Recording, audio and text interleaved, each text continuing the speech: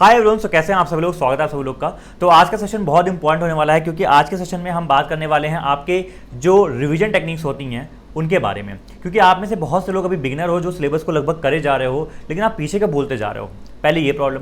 दूसरे, आप में से मैक्सिमम लोग जो हो गए रिपीटर्स हो गए, जिनका एग्जामिनेशन एक दो बार दे चुके हो, और आप लोग क्या है इस बार अभी आपको करना क्या है कि आपने सिलेबस खत्म कर लिया है और आपको अभी करना है रिवीजन करना है और साथ में आपको मॉक टेस्ट लगाना है। एक तो इस पर बात करेंगे और तीसरी बात जीके की भी करेंगे। अभी मैं क्वांट का बताऊंगा, फिर आपको एंड में जीके का बताऊंगा और जीके में मैं अपने नोट्स भी दिखाऊंगा कैसे मैं वहाँ पे स्क्रिबल करके ना उसको नोट्स को रिवाइज करता था फास्ट। तो ये आपको बहुत हेल्प करने वाला है। आज का सेशन जो रहेगा एंड तक देखिएगा और जीके वाला वो स्क्रिबलिंग जरूर देख के जाइए कैसे इसको मैं लिखता था। ठीक है, तो बहुत सारे टेक्निक बताया हूँ मैं।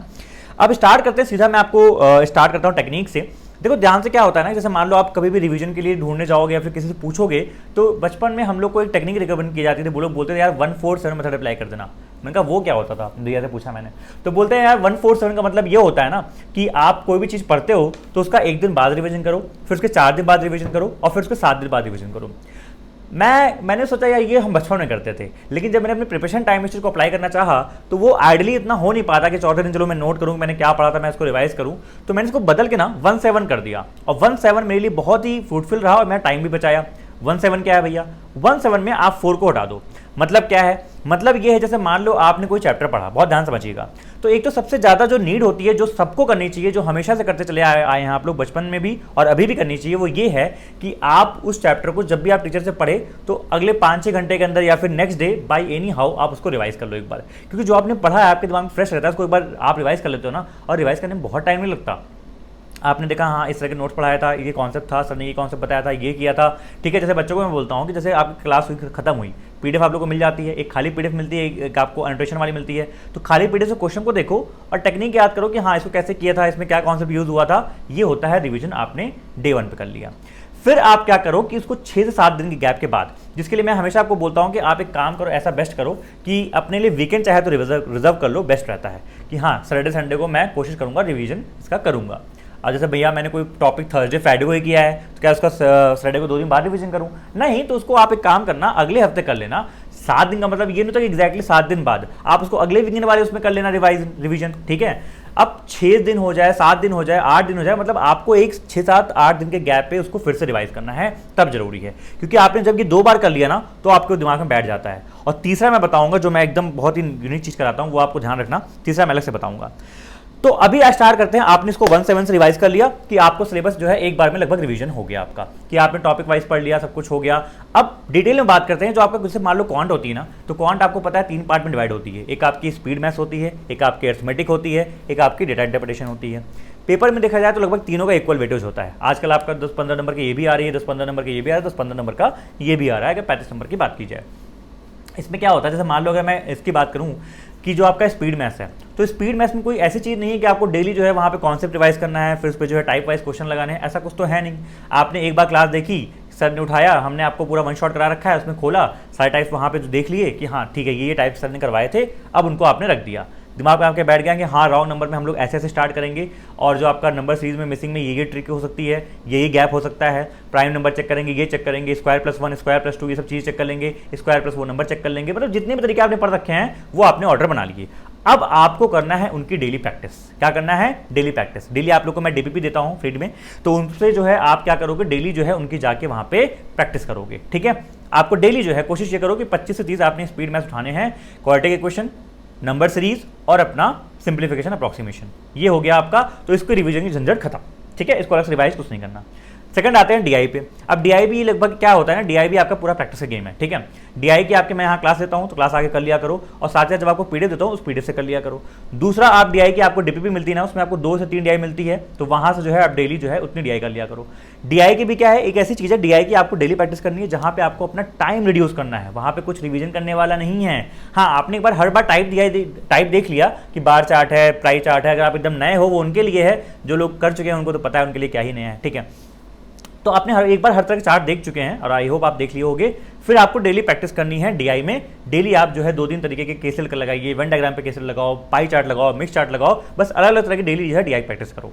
तो ये हो गया, ये हो गया भैया। फिर बात कहाँ पे मेन रिवीजन की है? मेन बात आती है रिवीजन की आपके अरिथमेटिक में।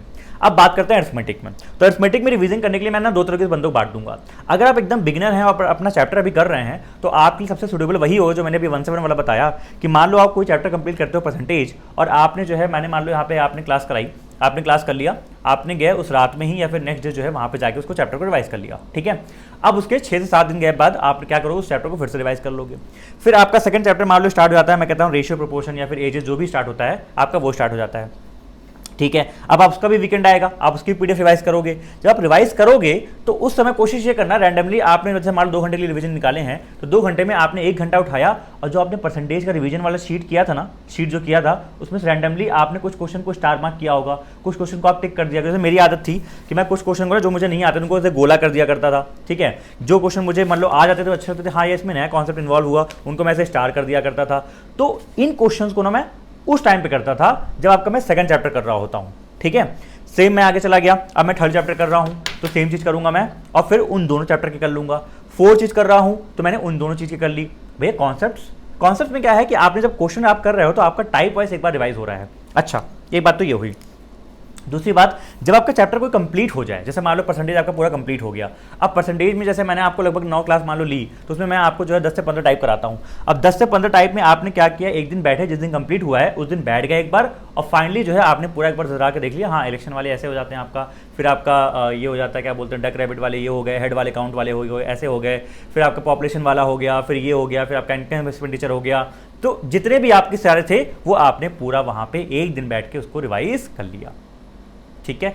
तो आपने कॉन्सेप्ट का रिवीजन कर लिया, आपने जो है उनके जो क्वेश्चन थे उनका रिवीजन कर लिया, ये 2 काम आपने कर लिया।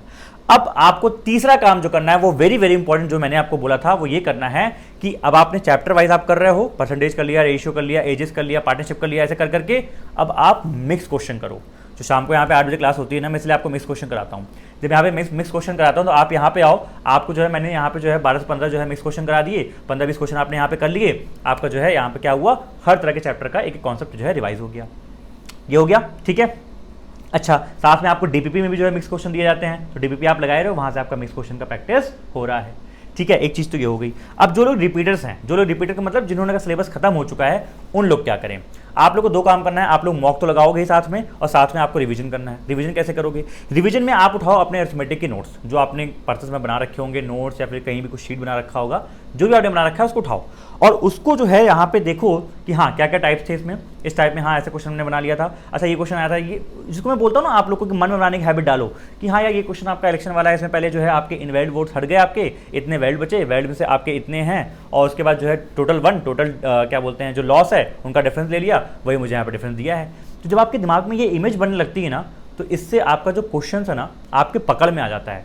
और यही चीज़ मैं आपको बोलता हूँ एग्जामिनेशन में देख के, जब आपको एग्जामिनेशन में क्वेश्चन की जब इमेज बनने लगे ना कि हाँ ये तरीका होगा, मैं इसको करने जा रहा हूँ, उस दिन आप गेम जीत चुके होते हो, ठीक है। तो ध्यान रखेंगे इस चीज़ का। बात करते हैं आपके जीए की। देखो जीए में करना क्या है ना, जीए में आप क्या कर सकते हो बेस्ट, कि जीए में मैं एक बहुत बढ़िया तरीका आपको बता रहा हूँ, शायद कोई नहीं बता पाया आपको।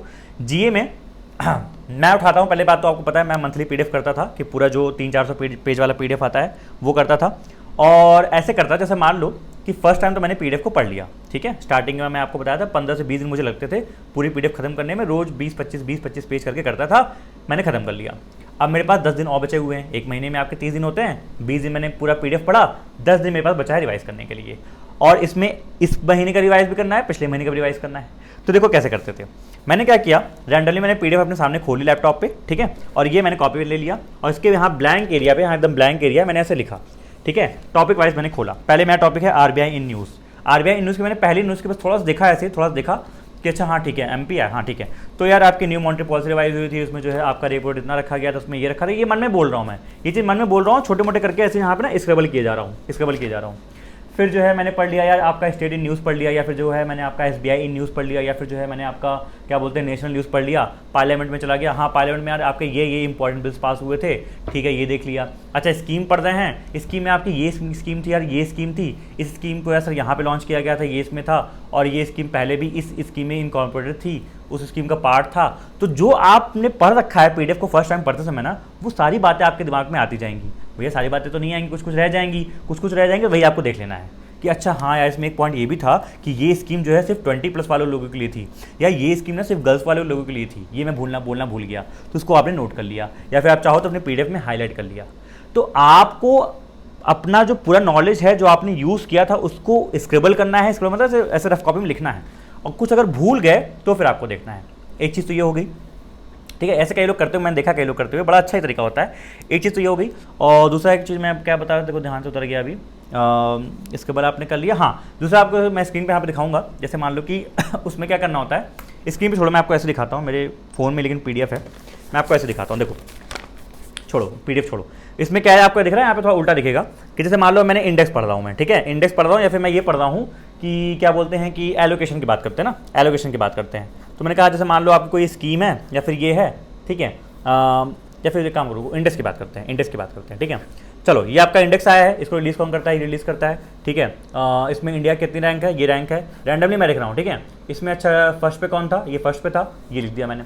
फिर क्या है आपका, मैंने यहाँ पे लिखा, जैसे मान लो कि ये आपकी रिपोर्ट ये आई थी, इसको रिलीज कौन करता है, सिप्री रिलीज करती है। सिप्री रिलीज क्या करती है सर, सिप्री रिलीज करती है, इसमें टॉप पे आता है, और हाँ क्या बोलते हैं आपका टॉप कंट्री कौन है, लास्ट में कौन है। अच्छा यार इसमें इस लिस्ट में क्या इंडिया का कोई पड़ोसी कंट्री था जो आसपास कहीं इसके आया था, तो उसके लिख देंगे। इंडिया की रैंक क्या थी, ये लिख देंगे। तो इस तरीके से जो है हमने उसको जो है एक स्क्रिबल करके जीके को रिवाइज कर लिया। जीके का ये बेस्ट तरीका है रिवीजन का, एक बार करके देखना ना, फिर मजा आएगा तो मुझे बताना, ठीक है। तो चलिए दोस्तों, बस यही आपकी बहुत इंपॉर्टेंट बात मुझे करनी थी। आई होप ये सेशन आपको पसंद आया होगा। वीडियो बहुत लंबी हो गई, मैंने सोचा था आपको 8-10 मिनट के अंदर समझा दूंगा। क्वांट में ऐसे करो और जीके का ये स्क्रिबलिंग वाला मेथड करो। अच्छा करना कैसे है, आपने जो है महीने के 30 दिन में 20 दिन कर लिया, ठीक है। तो 20 दिन आपने PDF को पढ़ लिया पहली बार, अब आपके बचते हैं 10 दिन। 10 दिन में सबसे पहले इस PDF को पूरा रिवाइज करो। फर्स्ट टाइम रिवीजन में टाइम लगता है, ठीक है। सेकंड टाइम जब आप रिवीजन करते हो बहुत कम टाइम लगता है, थर्ड टाइम और कम लगता है, फोर्थ टाइम और कम लगता है। ऐसे कर करके जब आप रिवीजन कर लेते हो ना 3-4 बार, तो फोर्थ टाइम में तो ऐसे रिवीजन करते हैं, ऐसे, हाँ ठीक है, इसमें ये था, ये था, ये था, ये था, ये था, ये था, ठीक है, ये स्कीम में ये था, ये था, ये था, ये था, ठीक है, यहाँ पे ये था, ये था, ये था, ठीक है, ये स्पोर्ट्स से, ये स्पोर्ट्स से। इस मैंने तो क्या काम कर रखा था कि state wise sports scheme launch कर लिख रखी थी, मतलब कि इस स्टेट में ये लॉन्च हुआ, इस स्टेट में ये लॉन्च हुआ, इस स्टेट में ये, सारी मतलब स्कीम वाइज ना, स्कीम को स्टेट वाइज लिख रखा था। तो ऐसे कर करके ना छोटी मोटी तरीकों से आप अपनी एक वो बनाना, नोट बनाना, जहाँ पे उनको अलग अलग तरीके से सेग्रीगेट कर देना।